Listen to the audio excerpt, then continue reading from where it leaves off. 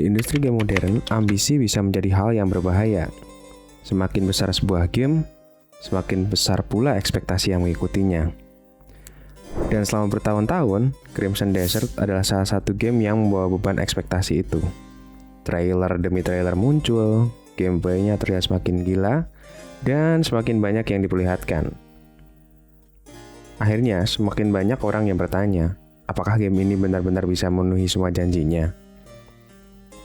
Sekarang game itu akhirnya dirilis, dan setelah melihat bagaimana dunia Paywall benar-benar hidup di tangan pemain, aku merasa Crimson Desert adalah game yang menarik. Bukan karena game ini sempurna, tapi karena di tengah industri yang sering bermain aman, game ini justru berani mencoba terlalu banyak hal sekaligus.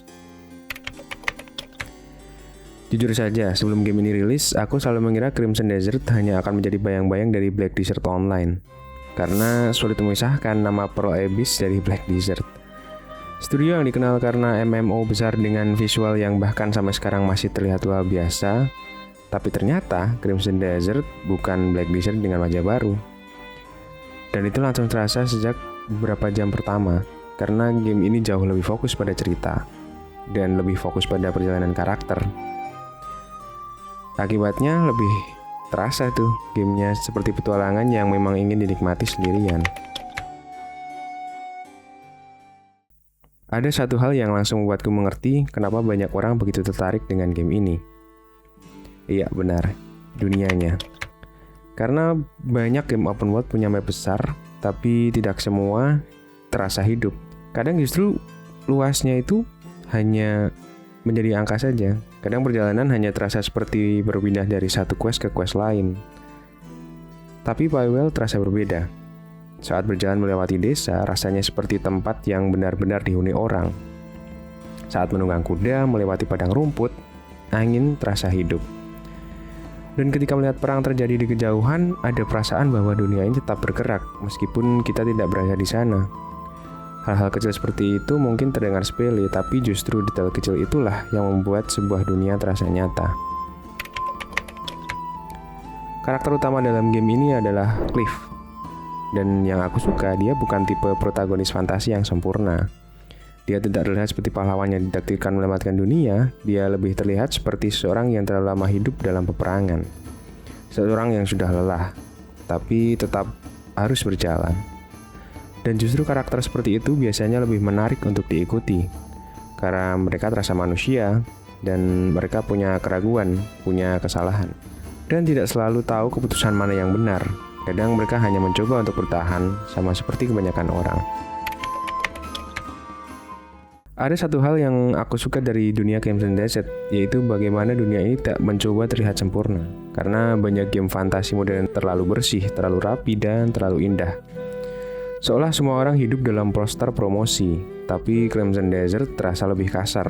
Ada lumpur, ada reruntuhan, ada desa yang tampak seperti baru saja melewati bencana. Ada wilayah yang terasa benar-benar berbahaya, dan anehnya semua itu membuat dunia ini terasa lebih nyata, karena kehidupan memang jarang terlihat sempurna. Kalau ada satu hal yang paling sering dibicarakan orang sejak game ini rilis, mungkin itu combatnya.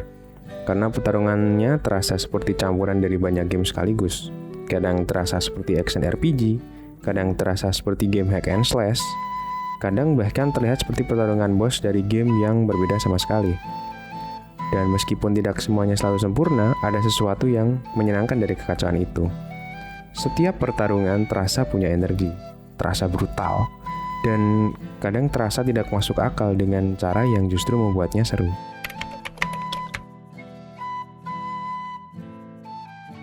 Tapi sebenarnya, yang paling membuatku terus memikirkan Crimson Desert bukan kombatnya, bukan grafiknya, bukan juga monster-monster raksasa yang muncul sepanjang permainan, melainkan ambisinya.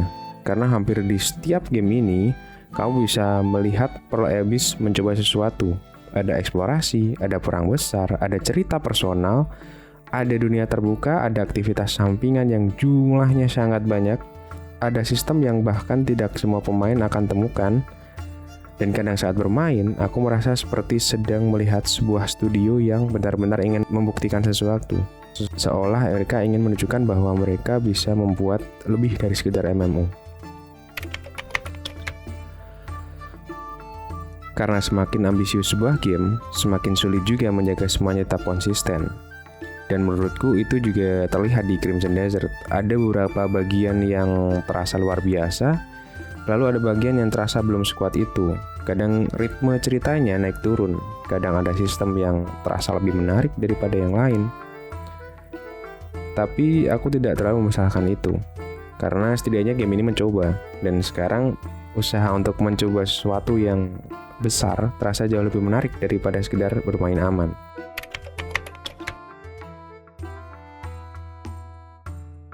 Hal yang menarik adalah bahkan setelah tamat, banyak pemain masih terus kembali ke Paywell, menjelajah, mencari hal-hal kecil yang terlewat, menikmati dunianya, dan menurutku itu menunjukkan sesuatu karena dunia yang benar-benar menarik biasanya membuat orang ingin tinggal lebih lama, bukan karena mereka harus, tapi karena mereka ingin.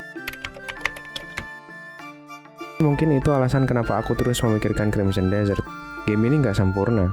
Di saat banyak game terasa semakin aman, semakin mengikuti formula yang sama, Crimson Desert justru terasa seperti sebuah proyek yang dibuat dengan keyakinan, dengan ambisi, dengan keberanian untuk mengambil resiko.